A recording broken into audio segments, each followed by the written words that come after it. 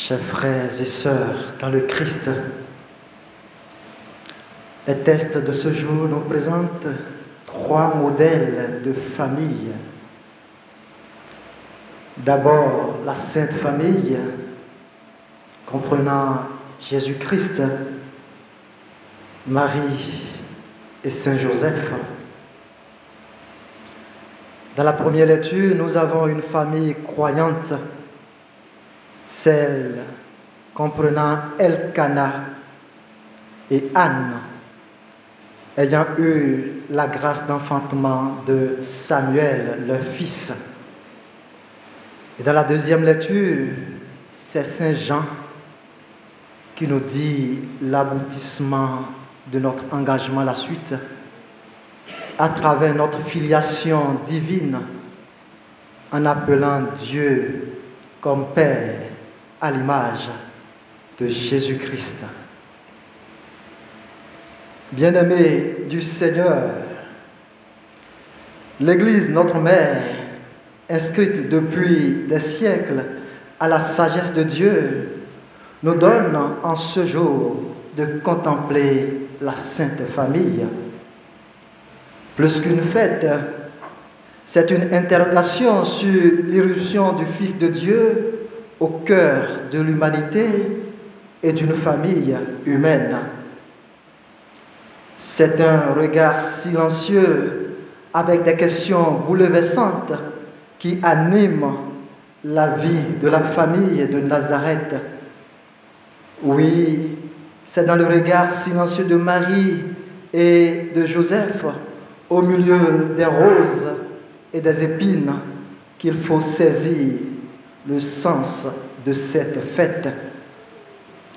Au cœur de l'évangile de ce jour, il y a le pèlerinage coutumier de la famille vers Jérusalem pour la commémoration de la Pâque juive.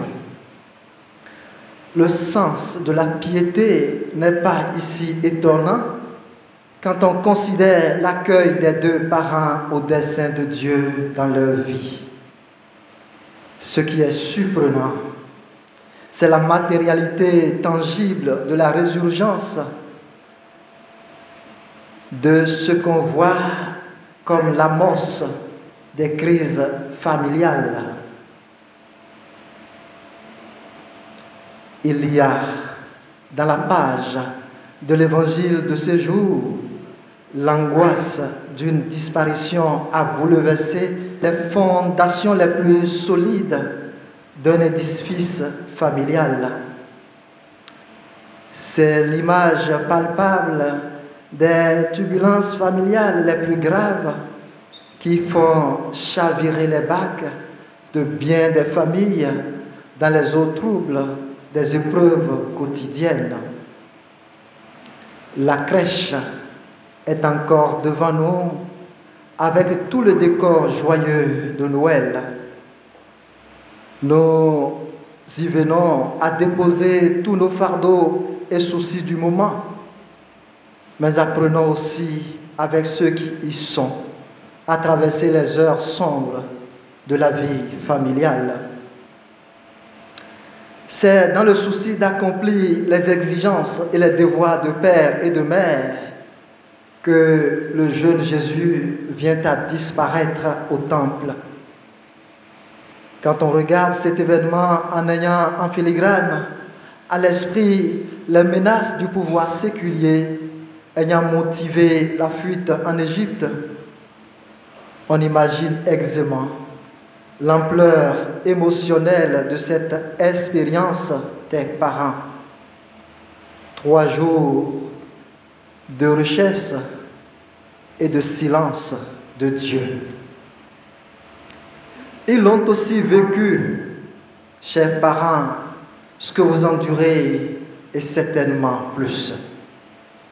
À scruter la vie de Saint Joseph, le chaste époux de Marie, dont la mission a consisté à veiller, à garder, à protéger et à subvenir aux besoins de la mère et du fils, le colloque intérieur entre lui et Dieu devait être bouleversant et pourtant point de place aux litanies de murmures et de plaintes contre Dieu ou contre la mère, et non plus de la mère contre l'époux.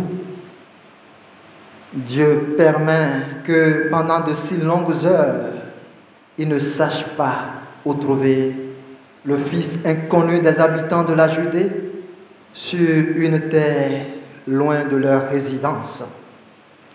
Tout frise le drame. Nous sommes au cœur d'un scénario de gestion de crise familiale dans la Sainte Famille. La famille, nous dit en ce jour la Sainte Église, n'est pas à l'abri des tempêtes du monde. Hier, nous avons célébré les saints innocents en lien avec l'acharnement du pouvoir séculier à étouffer le prince de la paix dans l'unique désir de régner. Il en va de même aujourd'hui, comme hier, au temps d'Hérode, des enfants qui sont étouffés dans le ventre de leur mère à cause de l'égoïsme des hommes. Des familles entières sont abandonnées quand surviennent les vagues tempétueuses du monde. Quand, en tant que père de famille, on décide d'abandonner le navire en haute mer, à qui l'abandonne-t-on? Quand on choisit une nouvelle aventure au vu des difficultés ambiantes, les conséquences sont graves et amplifiées pour l'avenir qu'on ne peut plus contrôler. L'ailleurs n'est jamais meilleur que le chez-soi qu'on travaille à construire, à balayer constamment au gré de la grâce divine. Le vaillant Saint Joseph nous montre depuis son renoncement à répudier Marie, la naissance de l'enfant à Bethléem, sa fuite en Égypte, son établissement à Nazareth et son amour pour le travail, qu'aucun obstacle humain ne peut vaincre le dessein de Dieu pour celui qui sait l'aimer et tout bâtir avec lui. C'est un sacrifice permanent. Qu'auriez-vous, cher papa, à présenter au divin maître quand vous serez en face de lui dans son royaume? Il est là le vaillant gardien de la famille, Saint Joseph, que Dieu nous donne en modèle, que l'on soit père de famille, prêtre ou religieux. Seul le regard posé sur Dieu au cœur des tempêtes permet d'y arriver. Le saint silencieux Saint Joseph nous apprend à tout vivre avec Dieu et pour Dieu. Il n'est jamais trop tard pour qui espère en Dieu. Marie, la mère et le père adoptif retrouvent le fils perdu. Elle sort de sa réserve. Oh, pourquoi nous as-tu fait cela? Ta mère de chagrin et ton père tombe de fatigue. Pourquoi, Jésus? À ceux qui sont appelés, on ne demande pas pourquoi. Ils laissent tout pour suivre la voie de Dieu. Le Christ est appelé à une mission au-delà du Père et de la Mère, de la terre. Il y a Dieu, le Père divin. Ses intérêts dépassent les autres. Ses affections passent avant toutes les autres. Le Fils de Marie, sagesse du Père éternel, sut concilier deux obéissances. L'obéissance au Père divin et la soumission à ses parents sur la terre. Les ayant suivis, nous dit Saint Luc, il leur était soumis. Le modèle de sainteté de la Sainte Famille, c'est Dieu qui justifie tout dépouillement et le don plénier de soi sans bégaiement. C'est dans le silence contemplatif de l'agir de Dieu que se déroulent les derniers événements de la vie de la Sainte Famille sur la place publique jusqu'au pied de la croix. Vous, les femmes de l'Assemblée, il y a un visage que la Sainte Église vous montre comme modèle à imiter dans les foyers et dans l'attachement à Dieu. C'est Marie que même le départ de Joseph vers la maison céleste n'a pas ébranlé. La maison familiale commence dans vos ventres. Et comme Marie, c'est dans l'unique oui de la maison de Nazareth, l'unique oui à l'Esprit Saint, l'époux divin, que s'est accomplie la rédemption du monde. Il n'y a pas de oui.